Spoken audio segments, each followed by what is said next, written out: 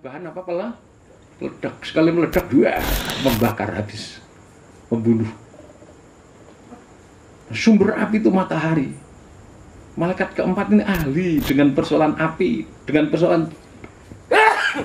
persoalan cahaya. Ya, menjinakkan, mengatur, mengelola.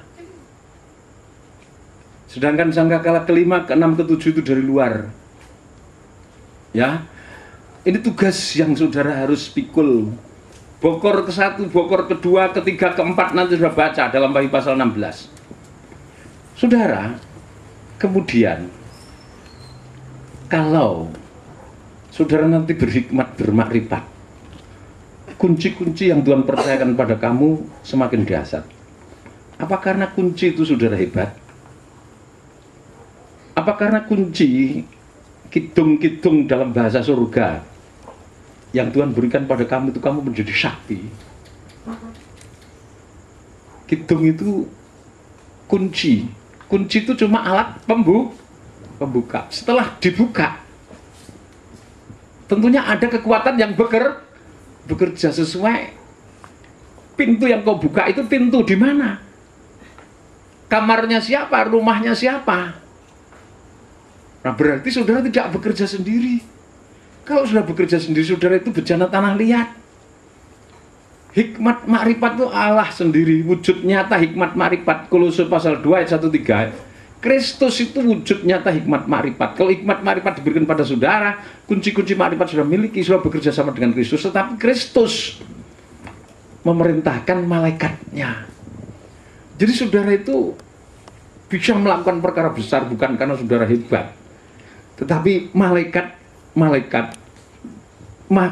makhluk roh yang dicipta Tuhan dari nafas kehidupan Tuhan.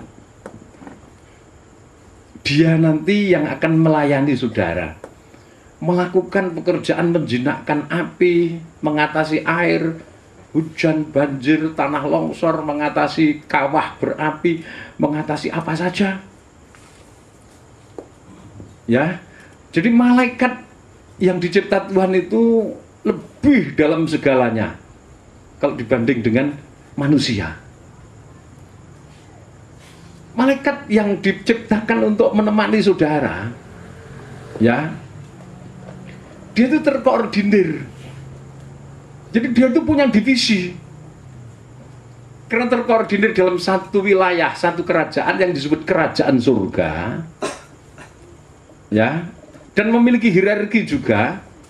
Maka saudara yang kasih Tuhan, malaikat yang akan melayani kita itu nanti memiliki divisi, menjaga, memelihara keseimbangan, keselarasan jagat bersama saudara, supaya bumi ini layak ditempati orang-orang sucinya sampai nanti masuk kerajaan 1000 tahun damai.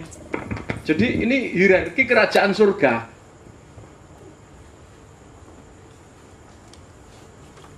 Hierarki, ya, kerajaan surga. Kelihatan enggak tulisan saya dari tempat saudara? Enggak kelihatan? Ya, didengarkan aja ya, udah kelihatan. Allah, namanya Tuhan Yesus Kristus. Ya, dia mendelegasikan tugas. Tuhan Yesus Kristus mendelegasikan tugas kepada para malaikat. Di sini ada beberapa malaikat. Dulu yang ke-1 itu namanya Lucifer. Tapi ini sudah jatuh. Yang kedua, ya, namanya Mikael. Yang ketiga siapa? Jibrail. Yang keempat, kerub, ya, para kerub, jumlahnya banyak. Kemudian yang kelima siapa? Serafim. Sekarang tinggal ini. Yang satu ini sudah jatuh, Lucifer. Yesaya 14 ayat 12, di sana kejatuhannya. Yeskiel pasal 28. Satu pasal itu kejatuhannya Lucifer. Nah, di bawahnya ini masih ke bawah lagi, ya. Jadi di bawahnya itu ada 7 penguasa. 7 penguasa malaikat ini. Di bawahnya ini ada para penghulu malaikat. Penghulu ini penghulu teritorial. Penghulu teritorial itu banyak wilayahnya. Lokasinya tidak luas-luas, misalkan penghulu teritorial Kulon Progo, Lagah, penghulu teritorial Gunung Merapi, penghulu teritorial Wonogiri, penghulu teritorial Bandialit, Triangulasi. Oh, banyak sekali di seluruh muka bumi para penghulu, ya. Kemudian yang terbawah adalah bala tentara. Bala tentara surga. Ini malaikat. Jumlahnya jangan ditanya. Yang sudah jatuh juga banyak sekali. Seorang perempuan dari desa Magdala dirasuk 7 roh setan. Satu orang dari Gadara di Galilea dirasuk 1 legion, 4.000 setan. Padahal cuma 1 orang itu. Coba bayangkan. Jadi jumlah malaikat itu dikatakan nanti pada akhir zaman masih ditambah 1/3 dari bintang-bintang itu jatuh. Ya. Jadi 7 penguasa. 7 penguasa ini penguasa atas api. Sorry.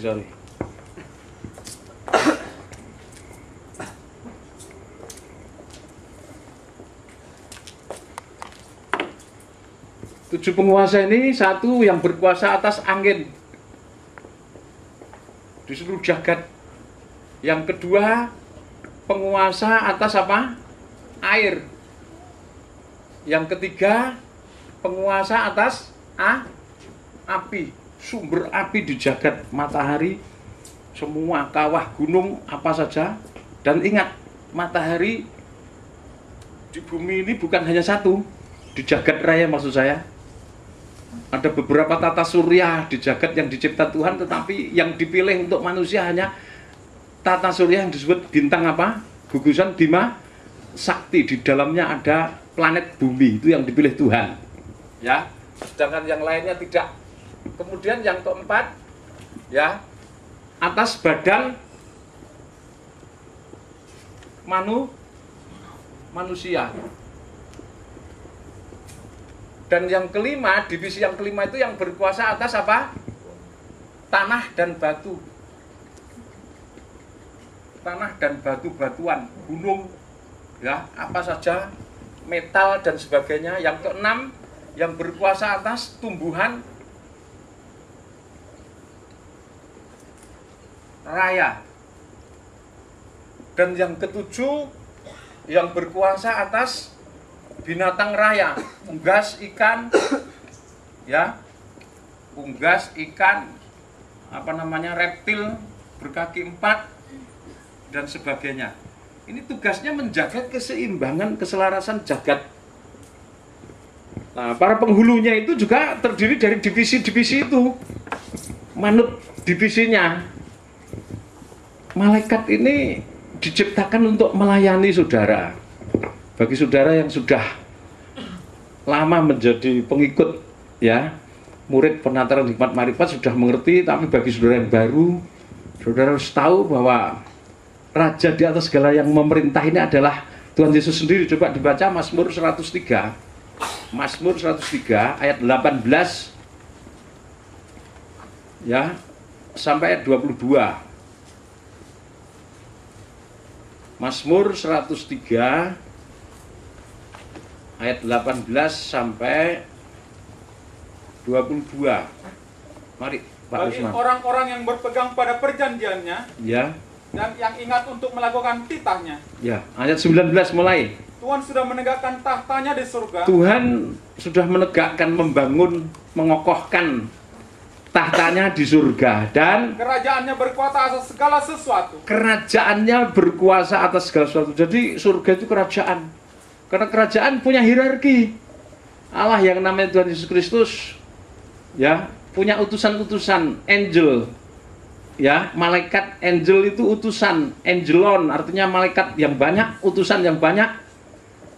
Di bawahnya ini Lucifer, Mikael, Jibril, Kerub, Serafim, ini masih tetap berjaya. Ini bagian perang, ini bagian pewahyuan. Ini merupakan cahaya kemuliaan Allah, Serafim dan Kerub ini. Kehadiran Allah di tengah-tengah kita selalu ditandai hadirnya Kerub dan Serafim. Yang satu ini sudah out, jatuh, karena semarak kesombongannya yang ingin menduduki posisi Allah. Kemudian di bawah ini ada 7 penguasa yang terdiri dari 7 divisi ini. Divisi angin, air, api, badan manusia, tanah, batu, kemudian tumbuhan raya, dan yang berkuasa atas binatang raya. Di bawahnya ada para penghulu, jumlahnya tidak terhitung, dan bala tentara surga, pelayan-pelayan, tuan rumah kerajaan surga. Bahasa Inggrisnya dituliskan host. Ya, host itu apa namanya? Pelayan, pemilik rumah, artinya dalam arti yang familiar, pemilik rumah, tetapi di dalam fungsi jabatan menunjuk kepada pelayan-pelayan Allah. Ya, bala tentara surga. Lanjut dibaca. Pujilah Tuhan, hai malaikat-malaikatnya. Pujilah Tuhan, hai malaikat-malaikatnya, hai pahlawan-pahlawan perkasa yang melaksanakan firman-Nya dengan mendengarkan suara firman-Nya. Nah, pahlawan-pahlawan perkasa ini menunjuk satu sistem, satu hierarki kerajaan surga. Ini. Jadi ini semuanya, karena ini bicara tentang kerajaan surga. Terus, pujilah Tuhan, hai segala tentaranya. nah, pujilah Tuhan, hai segala tentaranya. Ya, tentara di sini diterjemahkan dalam bahasa Inggris, ya, his host. Ya, host itu secara familiar menunjuk kepada pemilik rumah, tuan rumah, tetapi dalam job, dalam tugas ini menunjuk pada orang yang melayani.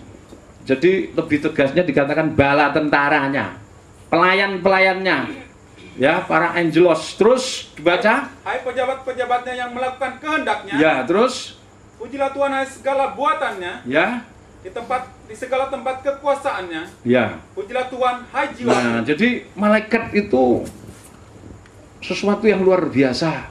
Dia tidak seperti kita diciptakan dari debu tanah. Kalau binatang itu dari tanah liat. Ingat loh ya, manusia itu debu tanah. Seringkali pendeta itu keceplok kalau melayani kematian gitu. Khotbah mengatakan manusia dicipta dari tanah liat. Keliru, kebalik itu. Ada ayatnya ya.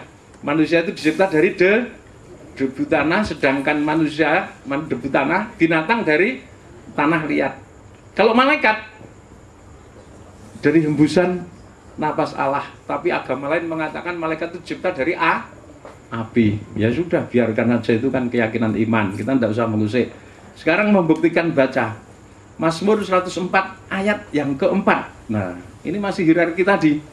Ya, mari dibaca ayat 4. Yang membuat angin sebagai suruhan-suruhanmu. Yang membuat angin, ya, sebagai suruh-suruhanmu. Ya, membuat angin menjadi suruhan-suruhan. Angin dijadikan menjadi pelayan-pelayanmu, dan yang api yang menyala sebagai pelayan-pelayanmu. Api yang menyala sebagai pelayan-pelayanmu. Jadi malaikat itu diciptakan, saudaraku, dari hembusan napas Allah. Dia diciptakan laksana apa? Angin bergemuruh disebut badai dan api. Ya. Laksana badai dan api. Coba dibaca Ibrani pasal 1 ayat 7. Ibrani pasal 1 ayat 7. Mari dibaca. Dan tentang malaikat-malaikat ia berkata. Tentang malaikat-malaikat ia berkata. Yang membuat malaikat-malaikatnya menjadi badai. Ya. Yang membuat malaikat-malaikatnya menjadi badai, terus. Dan pelayan-pelayannya menjadi nyala api. Dan pelayan-pelayannya menjadi nyala api. Pelayan-pelayannya menjadi nyala api. Jadi malaikat itu dicipta laksana badai dan api, karena malaikat itu tidak punya raga. Kalau manusia kan punya raga, tulang, darah, daging. Tapi malaikat itu dicipta dalam roh. Kehadirannya seperti kehadiran badai, angin besar yang bertiup, dan api. Kehadirannya selalu menyertai Roh Kudus. Roh Kudus hadir, malaikat hadir.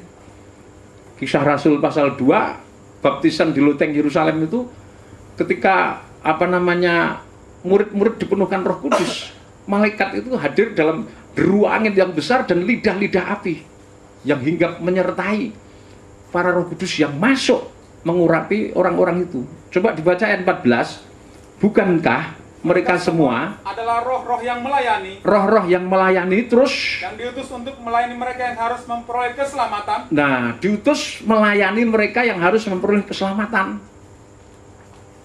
Jadi malaikat itu diutus untuk melayani mereka yang akan memperoleh keselamatan. Ya. Melayani mereka yang akan, siapa itu? Melayani saudara dan saya. Berarti dengan hikmat ma'rifat kita itu bisa komunikasi dengan malaikat. Kita bisa bercengkerama, bisa ngomong-ngomong, bisa sharing dengan malaikat. Kita bisa omong-omong panjang lebar tentang banyak hal. Saudara bisa minta tolong, dengan bahasa lain seperti teladan Tuhan bisa memerintah malaikat. Tapi untuk sesuatu tujuan yang baik, sesuatu yang benar, ya, sesuatu yang positif. Bukan saudara nanti memerintah malaikat misalkan curi uang, ya. Malaikat yang dicipta dari hembusan napas Allah ini dicipta laksana badai dan api, menjadi pesuruh-pesuruh Allah yang seperti angin dan api yang menyala-nyala. Dicipta untuk melayani orang-orang yang akan memperoleh keselamatan. Coba dibaca Mazmur 33 ayat 6. Ini penciptaan malaikat, ya. Penciptaan malaikat. Mari dibaca.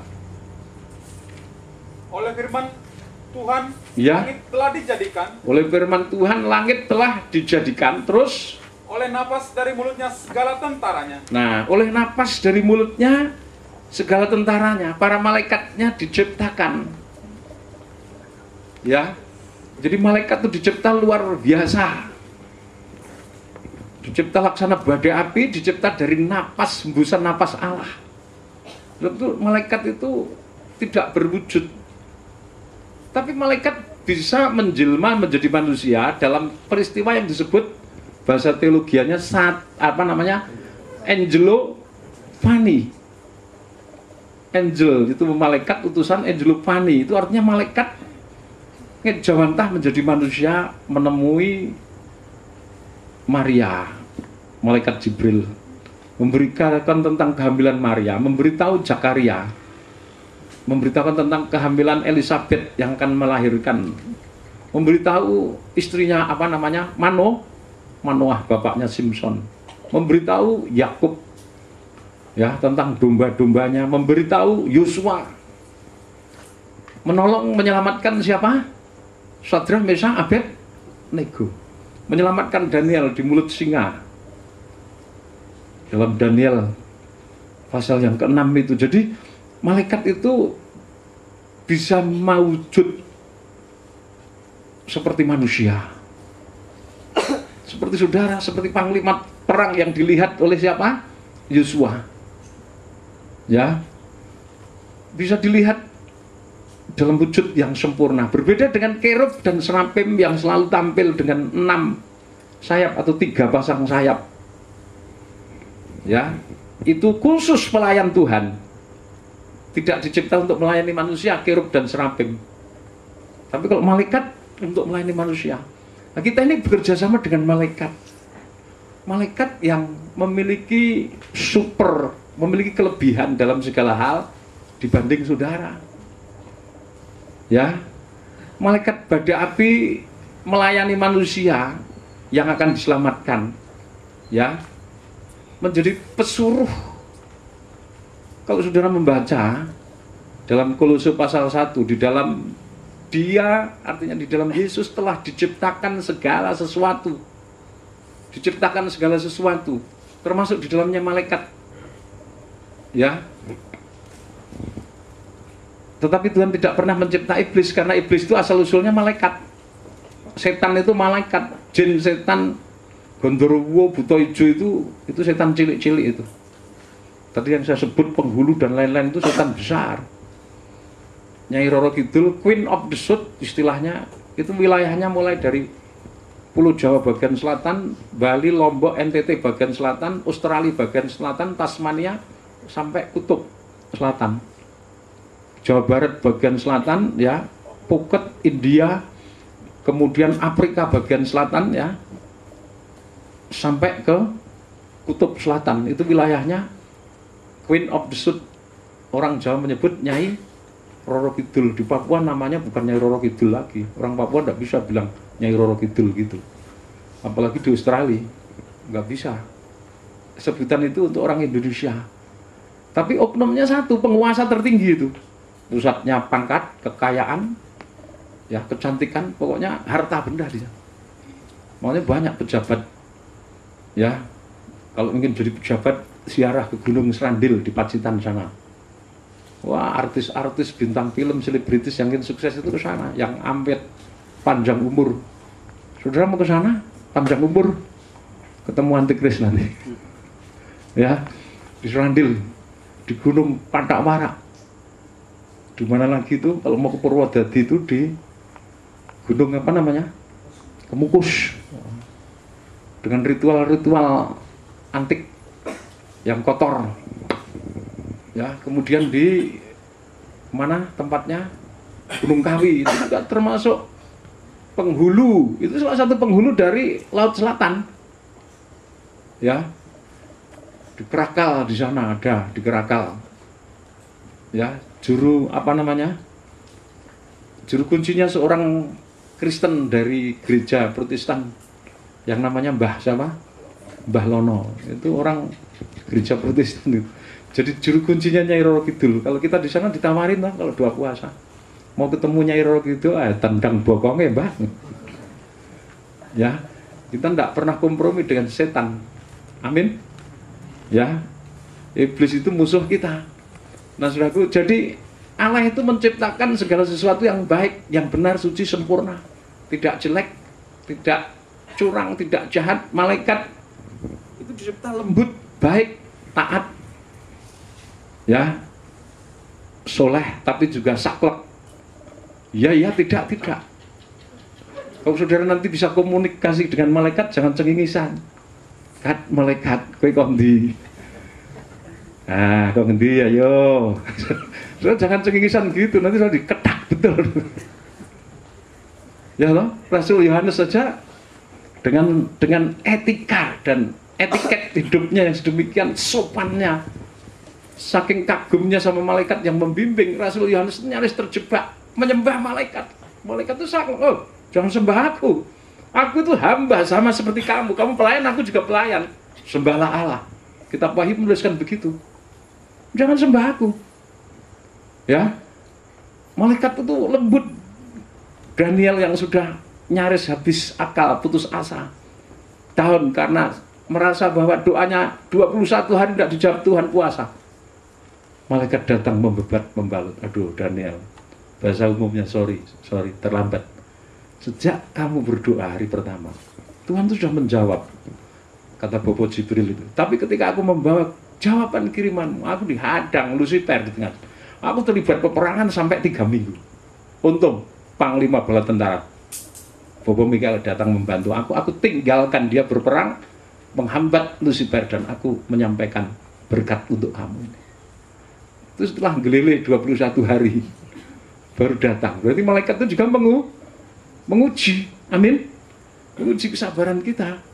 Jadi kalau sudah nanti ketemu malaikat, jangan diajak umpet-umpetan. So, dulu pernah waktu ujian menyusup masuk kerajaan alam selatan sana, saya memimpin dengan kembar jiwa ini. Masing-masing ada yang berubah menjadi lalat, berubah menjadi makhluk, gini, masuk menyusup sana. Salah satu hamba Tuhan nyaris ketangkap basah. Lari-lari, malaikatnya mau menyelamatkan, dia malah sembunyi. Nah, ini malaikatnya marah. Malaikat itu fair, perang. Amin.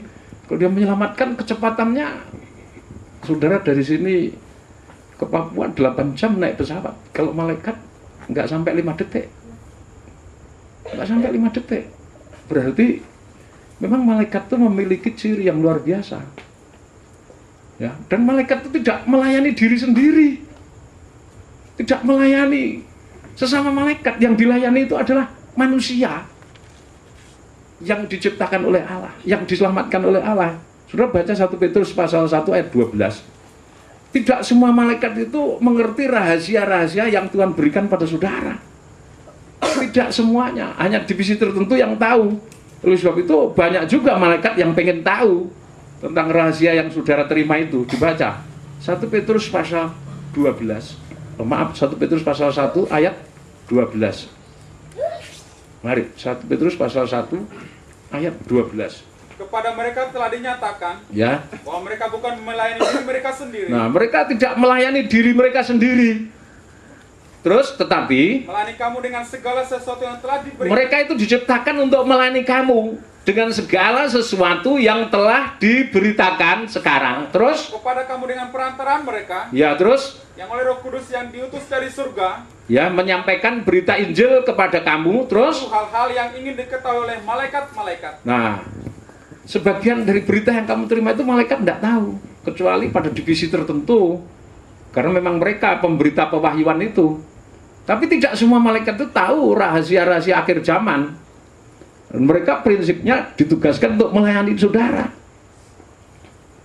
Ya, bahkan lebih lagi, saudara itu similitudo Dei, imago Dei, artinya ciptaan adikodrati, ciptaan tertinggi di antara semua ciptaan, bahkan di atas malaikat. Sekalipun malaikat sempurna, malaikat tidak punya darah daging. Rasul Petrus mengatakan, satu kali malaikat jatuh dalam dosa langsung dihukum, dicampakkan di dalam Hades, tempat yang paling dalam. Tetapi manusia bersalah diampuni. Satu hari ibarat 70 kali 7. Tuhan Yesus katakan diampuni. Malaikat satu kali salah dihakimi. Bahkan suatu saat saudara itu diberi hak menghakimi para malaikat yang jatuh, menghukum. Kapan nanti kegenapannya? Saat saudara menangkap antikris dan nabi palsu, kau campakkan ke neraka. Saat saudara tubuh Kristus, bagian tubuh Kristus itu menangkap, meremukkan kepala ular naga, mencampakkan ke bottomless pit, ke dalam lubang jurang maut, dimeterai, digembok 1000 tahun. Mereka nanti akan kita hakimi, kita hukum. Rasul Paulus juga sudah menyitir, menuliskan itu, 1 Korintus pasal 6, mari dibaca ayat 3. 1 Korintus pasal 6 ayat yang ketiga dibaca. Mencari keadilan pada orang-orang yang tidak beriman. Ya, mari. Tidak tahukah kamu Ya, bahwa kita akan menghakimi malaikat-malaikat? ya, tidak tahukah kamu, maksudnya suatu saat kelak kita itu akan menghakimi para malaikat. Jadi, Apalagi perkara-perkara biasa dalam hidup kita sehari-hari. masa perkara-perkara biasa yang terjadi di tengah jemaat, di tengah keluargamu, di tengah nikahmu, kamu tidak yakin masalahmu terselesaikan? Kalau masalahnya malaikat saja kita nanti menghakimi, menghukum. Masa masalah di antara kamu mencari keadilan kepada orang-orang yang tidak mengenal Allah? Rasul Paulus marah sekali. Nah, malaikat itu punya ciri, punya karakter. Karakter malaikat dengan manusia itu ada banyak persamaannya, tetapi banyak perbedaannya. Ini yang saudara harus pahami. Kalau saudara nanti memerintah malaikat, nah bagaimana cara memerintah malaikat? Ya, bagaimana cara supaya saudara nanti bisa dilayani malaikat? Besok malam akan saya paparkan pada saudara bagaimana memerintah malaikat secara tepat dan benar. Tapi sekarang karakternya, identitasnya, ciri-cirinya saudara pahami dulu. Antara malaikat dan manusia itu banyak persamaan, tapi banyak perbedaannya. Pertama di dalam kemakhlukan. Ya. Saudara catat saja, dalam kemakhlukan. Yang kedua di dalam kepribadian. Ya, ada persamaannya tapi juga banyak perbedaannya. Di dalam hal yang ketiga, mobilitas atau lokalitas. Ya, mobilitas atau lokalitas artinya keberadaannya. Ya, di dalam hal mobilitas geraknya. Mobilitas yang ketiga atau lokalitas, dan yang keempat di dalam pengetahuan. Banyak persamaannya, banyak perbedaannya. Kemudian yang kelima di dalam kekuasaan atau kewenangan. Ya, banyak persamaannya, banyak perbedaannya. Ya, itu yang kelima. Yang keenam di dalam penampilan. Yang ketujuh dalam seksualitas. Ya. Dan yang kedelapan dalam hal kesetiaan. Dan yang sembilan nasib. Ya, nasib. Saudara, ada 9 hal. Manusia hidup dalam alam materi. Ini soal kemakhlukan ya. Manusia itu hidup dalam alam apa? Materi kebendaan ini. Bisa dilihat, bisa dipegang, bisa diraba, bisa dipandang, bisa diajak bincang-bincang langsung, melotot ketok moto istilahnya. Ya. Tetapi malaikat hidup dalam alam roh yang tidak bisa dilihat panca indera jasmani ini. Omongannya tidak bisa didengar oleh telinga jasmani ini. Ya. Bentuknya tidak bisa ditatap oleh mata jasmani ini. Tubuhnya tidak bisa dipegang oleh tangan jasmani ini. Ya, itu dalam hal kemakhlukan. Dia hidup dalam alam roh. Malaikat dicipta jauh sebelum langit bumi ditata. Ketika Allah itu mencipta langit dan bumi, hari ke-1, ke-2, malaikat itu sudah mengikuti Tuhan bersorak-sorai. Bala tentara Allah itu bergembira. Sementara manusia dicipta hari ke-6 pada saat penciptaan. Jadi malaikat itu sudah tuwek banget. Terus atau mati. Ya toh? Kata roh. Kalau saya tanya, ya, malaikat yang berkuasa atas angin misalkan, sebut saja Bopo Bayu. Bayu itu angin. Bopo Bayu umurnya berapa ribu tahun, berapa juta tahun. Ya. Karena itu dia ada dari masa kekal. Sebelum langit bumi diciptakan sekian ribu tahun yang lalu, malaikat itu sudah ada bersama Allah.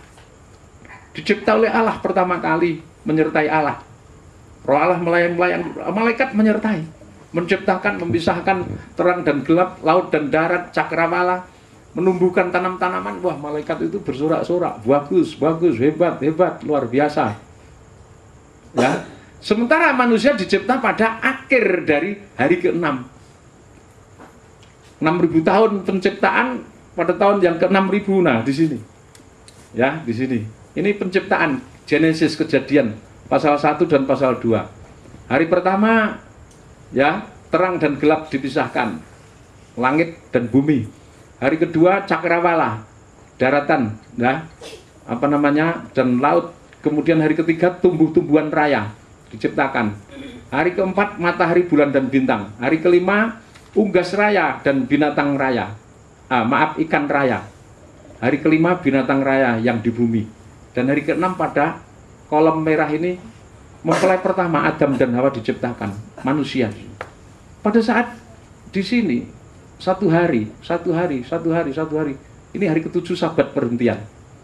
Ya, belum sempat masuk sabat perhentian Taman Eden. Manusia sudah jatuh dalam dosa. 2 Petrus pasal 3 ayat 8, 1 hari bagi Allah, 1000 tahun bagi manusia. Berarti ini 1000, 6.000 tahun. Malaikat itu sudah ada saat 6.000 tahun yang lalu. Jadi 6.000 tambah 6.000, 12.000 tahun lalu sudah ada. Saat langit bumi diciptakan, saya tidak tahu ratusan ribu tahun atau jutaan. Karena sejak Allah ada, Allah menciptakan, keberadaan Allah yang maha ada itu, malaikatnya pun diciptakan. Jadi malaikat itu tidak bisa diulang tahun ini tanggal apa? Lahirnya seperti saudara dan saya. Amin. Itu perbedaan manusia dengan malaikat. Malaikat itu dicipta untuk melayani manusia. Ini bedanya. Tapi manusia dicipta bukan untuk melayani malaikat. Ingat loh ya, saudara itu harus tahu, malaikat itu dicipta untuk melayani manusia. Mazmur pasal 36 tadi, Ibrani pasal 1 ayat 14 ya, Mazmur pasal 104 tadi. Dia dicipta laksana badai api, dicipta untuk melayani manusia yang akan diselamatkan. Tapi saudara tidak akan pernah menemukan ayat bahwasanya manusia itu dicipta untuk melayani malaikat. Amin. Ini keistimewaan manusia. Dia berhak mendapatkan pelayanan malaikat, tapi dia tidak harus melayani malaikat. Paham saudara? Keistimewaan manusia karena manusia itu dicipta sesuai gambar Allah. Nah, dalam hal kemakhlukan, malaikat itu hidup pada alam yang tidak nyata, alias alam roh. Ora ketok, dijiwit ya ora loro. Kalau saudara ragamu ditunggu malaikat, lah saudara puasa melek berapapun saudara nggak akan lapar, tapi ya kan nggak halal. Kalau malaikat itu cuma menopang loh. Waktu Tuhan Yesus dalam keadaan sulit, sangat sulit, ditopang oleh malaikat di Taman Getsemani, ditopang malaikat. Malaikat itu menopang. Tapi kalau sudah sedang diuji, ya tidak bisa kalau kita bergantung para malaikat. Malaikat ikut menguji. Beda dengan manusia. Manusia itu hidup pada alam nyata. Alam nyata itu alam dimensi ketiga ini. Didelok, dijingleng, dipelajari, diteliti, didemek, ditutuk, sambat loro. Malaikat dalam alam tidak nyata, dalam alam roh, dilihat mata jasmani raketok, dicium ora mambu, mbuh setahun ratus, 1000 tahun ndak atus. Malaikat ndak bau, dia roh, ya, dicubit yang ndak sakit, ditangkap sudah ndak bisa nangkap malaikat. Siapa bisa nangkap malaikat? Kecuali nanti. Kalau mandat itu sudah diberikan pada para budak rodi yang masuk hierarki, malaikat yang jatuh tapi yang akan kita tangkap. Jadi dalam kemakhlukan, malaikat hidup pada alam nyata, manusia hidup pada alam yang nyata, malaikat hidup dalam alam yang tidak nyata, roh, dimensi keempat. Dimensi keempat itu rimba raya, saudara. Kalau sudah masuk dimensi keempat, alam roh, alam gaib bahasa dunia, saudara bisa tersesat kalau tidak memiliki gaib yang hebat atau akrab dengan malaikat. Saudara harus hati-hati. Yang kedua dalam kepribadian, menyangkut intelek, menyangkut emosi, menyangkut kehendak. Manusia dan malaikat jauh sekali. Dalam hal intelektual, ya, intelektual quotient-nya, jadi IQ-nya, malaikat tuh super. Sudah dibedai pitu sih, piro pitu, malaikat langsung petang songo. Bisa. Malaikat itu super cerdas. Malaikat itu super cerdik, super cerdas dalam hal intelek, dalam emosional quotient. Dia memiliki wisdom, hikmat Allah.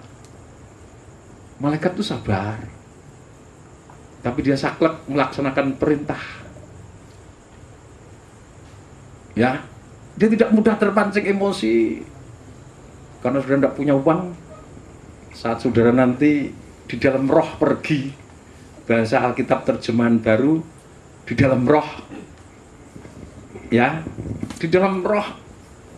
Rasul Yohanes dibawa naik ke gunung yang tinggi, tapi kalau dalam bahasa Jawa, cetakan LAI tahun 67 ditulis sakjroning raga suksma ingsun kabeta munggah ing redi kang dhuwur. Jadi dalam roh itu bahasanya ngerogo suksma. Jadi istilah ngerogo suksma itu istilah Alkitab yang diadopsi oleh dukun-dukun duniawi. Tetapi orang Kristen malah isin ya rembunan ngono ku diarakno sesat. Padahal itu sumbernya itu dari kitab suci. Malah di dalam roh itu coba kamu beritakan, di dalam roh aku hadir di sana. Sekalipun tubuhku tidak hadir, rohku hadir di tengah kamu. 1 Korintus 5. Coba sekarang lukiskan, di dalam roh aku hadir di sana. Berarti kan roh itu meninggalkan raga ini. raga ini tidak. Di dalam roh aku diangkat naik ke surga tingkat 3. Lah dalam terjemahan bahasa sakjroning raga sukma ingsun kabekta munggah swarga kaping 3, tataran kaping 3. Swarga kaping 3. Karena tidak mungkin dengan daging ini. Daging itu 1 Korintus 15 ayat 49 50 masuk. Darah daging ini tidak masuk surga sebelum dikuduskan sempurna. Berarti roh dan jiwanya. Lah pada saat seperti itu, ini malaikat yang jaga. Nah, saat malaikat jaga di sini, malaikat itu tidak bisa kompromi. Emosinya, perasaannya ya sangat halus, sangat kudus, tidak mudah terpancing, tidak mudah marah, tidak mudah terseret. Atau pada saat malaikat menemani saudara ngerogosok semua, dalam roh saudara keliling sebagai seorang gembala. Wah, orang di duit, mampir nang bank yuk. Nang di banknya Pak Yohanes saya cupu duit. Itu emosi saudara. Malaikat tidak akan terpancing emosi itu. Oh jangan, bukan begitu cara mendapat berkat. Malaikat tidak mau. Kalau sudah nekat, malaikat itu terpancing melanggar, jatuh malaikat langsung dukung, masuk neraka yang gelap pekat, Gehenna. Tidak ada ampun, ya saudara. Jadi dalam emosi, dalam kehendak juga begitu, dalam kebijaksanaan. Oh malaikat itu jauh sama manusia. Dalam kehendak, malaikat itu kalau punya keinginan, kalau punya kehendak, kuat prinsipnya. Jangan ditanya. Karena saya ini sangat akrab dengan malaikat, hari-hari hidup saya ini banyak bersahabat, dilayani malaikat, dan banyak menyusahkan malaikat. Saya hafal karakter malaikat. Kalau tidak mungkin saya bisa mengajarkan kepada saudara perihal malaikat ini. Sampai saya menulis satu buku tentang malaikat. Nah, saudara yang kasih Tuhan, jadi malaikat itu luar biasa, malaikat itu dahsyat sekali. Dalam hal kebijaksanaan manusia itu tidak ada 1/10-nya atau 1/100-nya. Kalau manusia deadlock, mengalami jalan buntu, ya sudah. Ya. Saudara kalau sudah membaca Ayub pasal 38 ayat 7. Ya, Ayub pasal 38 ayat 7 coba dibaca. Kitab Nabi Ayub pasal 38 ayat 7. Pada waktu bintang-bintang fajar bersorak-sorak bersama-sama, Ya. dan semua anak Allah bersorak-sorak, Ya. siapa telah membendung laut dengan pintu, Siapa yang telah membendung laut dengan pintu? ketika membual keluar dari dalam rahim? Ya, coba perhatikan Ayub 38 ayat yang ke-7 itu. Ini saat penciptaan diuraikan ya kepada Ayub. Ya, pada waktu bintang-bintang fajar itu ya, the son of morning atau bintang kejora atau Lucifer, itu merupakan malaikat yang tertinggi tingkatannya. Ya, pada waktu bintang-bintang fajar bersorak-sorak bersama-sama semua anak Allah ini menunjuk pada ya para malaikat. Ya. Dikatakan and all the sons of God. Anak-anak Allah ini bukan manusia, pada penciptaan manusia belum tercipta waktu itu. Ya, Genesis ini. Ya, bersorak-sorak bersama-sama dan semua anak-anak Allah bersorak-sorai. Siapa? Telah membendung laut dengan pintu ketika membual keluar dari dalam rahim bumi maksudnya. Di sini tampak emosi atau perasaan malaikat. Ada emosi, ada sukacita. Sama. Ketika saudara bersukacita, malaikat ikut bersukacita bersama saudara. Maka penulis lirik lagu, ya, bersama malaikat di surga, nyanyikan kidung pujian. Jadi malaikat itu punya emosi. Kalau sudah larut di dalam penyembahan, malaikat itu juga ikut menyembah, memiliki emosi, tapi emosi yang positif. Ya, emosi yang positif. Kemudian malaikat punya kehendak, punya ambisi. Ya, sama dengan manusia ini. Manusia juga punya kehendak, punya ambisi. Manusia punya emosi. Ini persamaannya. Yesaya 14 dibaca ayat yang ke-12. Ini kehendak ambisinya malaikat yang jatuh. Yesaya pasal 14. Nah, ini penting saudara ketahui, karena saudara nanti tidak menggunakan, mengaplikasikan kunci makrifat, pasti berurusan dengan malaikat. Kalau saudara tidak mengerti malaikat itu siapa, kalau tidak mengenali dia pribadinya, etikanya, etikatnya, emosionalnya, ya, kemudian emotional quotient, spiritual quotient-nya, intellectual quotient-nya saudara tidak tahu, saudara nanti bisa fatal. Sekarang di dalam hal kehendak atau ambisi, dibaca ayat 12, Yesaya 14 ayat 12. Ejekan tentang Raja Babel. Ya, Raja Babel ini pangejauhantahan, penjelmaan dari Lucifer. Ya, wah, engkau sudah jatuh dari langit. Bintang timur, putra fajar. Engkau sudah dipecahkan dan jatuh ke bumi. Ya, terus yang mengalahkan bangsa-bangsa. Dikatakan di sini, how you are fallen from heaven, O Lucifer, son of the morning. Ya, Lucifer, son of the morning, bintang timur, putra fajar, bintang kejora, terjemahan lama dituliskan. Ya, terus baca. Engkau yang tadinya berkata dalam hatimu, ya, aku hendak naik ke surga, ke langit. Aku hendak mendirikan tahtaku mengatasi bintang-bintang Allah. Ya, terus. Dan aku hendak duduk di atas bukit pertemuan. Ya, jauh di sebelah utara. Aku hendak naik mengatasi ketinggian awan-awan. Ya. Hendak menyamai yang maha tinggi. Nah, ini kehendak ambisi. Malaikat punya ambisi.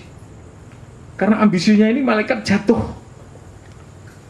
Jadi, saudaraku, antara intelek, emosi, kehendak yang timbul, kemudian timbullah perbuatan, di dalam pribadi malaikat dan manusia ada. Bahkan malaikat lebih besar, punya ambisi. Ya. Kalau manusia punya ambisi ingin menyamai tahta Allah setelah otak dan hatinya terkontaminasi ambisinya Lucifer, nanti manusia yang disebut Lucifer, yang disebut oleh Lucifer sebagai antikrisnya. Tapi manusia itu tercemari oleh karakternya Lucifer terlebih dahulu. Jadi manusia itu debu tanah. Di dalam ambisi, di dalam kehendak, kalah dengan malaikat. Kemudian yang ketiga dalam hal mobilitas atau lokalitas. Mobilitas itu soal kegerakan. Dari satu tempat ke tempat lain itu namanya mobilitas. Sedangkan lokalitas itu bicara tempat kediaman. Ya, Allah itu maha hadir. Ya, kalau Allah disebut maha hadir, maha ada, kehadirannya, keberadaannya di mana-mana. Di sini di Papua ada KKR, Allah hadir di sana. Pada jam yang sama di Jakarta ada KKR, pada jam sama di Singapura ada KKR, di Korea ada KKR, pada jam yang sama. Di sana Allah hadir. Karena dia memang maha kuasa, maha hadir. Kehadirannya meliputi semua ciptaannya di jagat raya. Tapi malaikat tidak demikian. Malaikat tidak maha hadir. Kalau malaikat Jibril ada di Surabaya, di Jakarta tidak ada. Kalau malaikat Jibril mendatangi Maria untuk memberitahu tentang kehamilannya, ya, maka malaikat Jibril tidak ada di Indonesia saat itu. Jadi dia bukan ciptaan maha ada. Allah maha hadir artinya dalam waktu bersamaan, hadir di mana-mana bisa. Malaikat tidak. Memang malaikat memiliki mobilitas sangat tinggi dibanding manusia. Manusia tidak ada 1/1000 atau 1/1000-nya malaikat. Oleh sebab itu saya katakan definisi dari hikmat makrifat. Hikmat makrifat adalah ilmu pengetahuan Allah yang maha sempurna, yang dianugerahkan kepada hamba-hamba yang dikasihi dan yang mengasihi. Kalau kita mendapatkan hikmat makrifat, kita mendapatkan layanan istimewa dari malaikat yang dicipta oleh Allah. Seiring pelayanan malaikat itu, manusia bisa melakukan banyak hal. Orang berhikmat, orang bermakrifat itu saya ungkapkan pada saudara dalam parabel, dalam kiasan. Dia terbang tanpa sayap. Dia berlari tanpa kaki.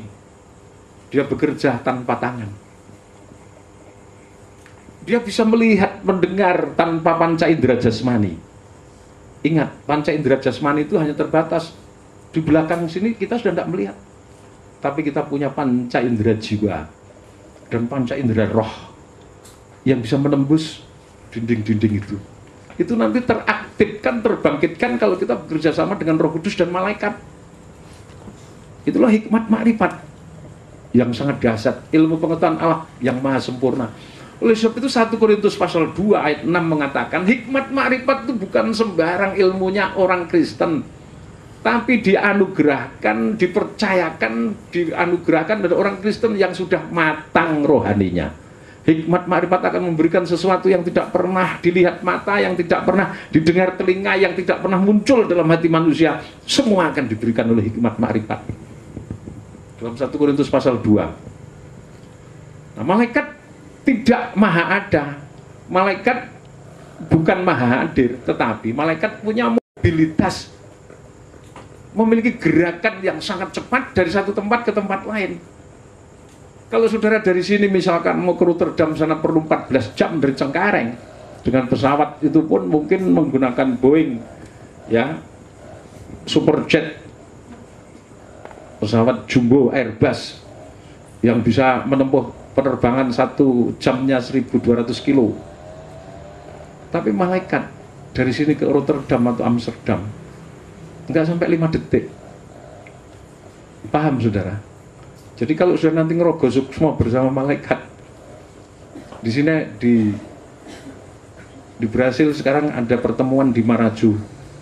Maraju itu sekarang sudah dibangun seperti Bandialit, itu layaknya persis Bandialit, dibangun bangunan kembar, tetapi kalau yang di Bandialit dibangun bupatinya yang waktu itu kita dukung ya dengan dinas pariwisata, bangunannya ecek-ecek.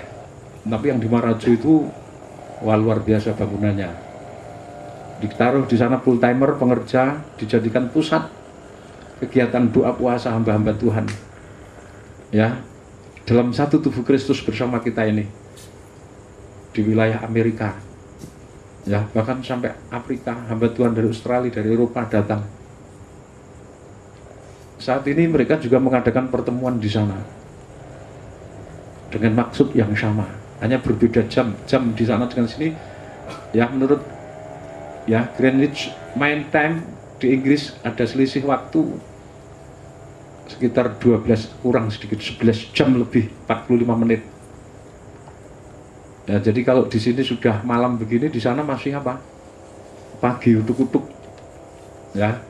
Sini nanti tengah malam sudah ganti menjadi hari Kamis, di sana masih hari apa? Rebu sore. Ya, karena perbedaan waktu, cepat sini lebih gelap. Ya. Malaikat itu memiliki mobilitas daya gerak tinggi. Terbang dengan sayap.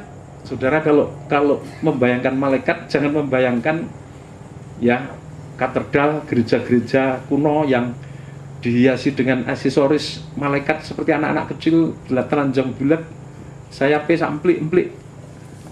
Itu ciptaan Kabbalah itu saudara. Aksesoris itu ciptaan Kabbalah, yang mencipta, yang menggambar seperti itu Leonardo da Vinci.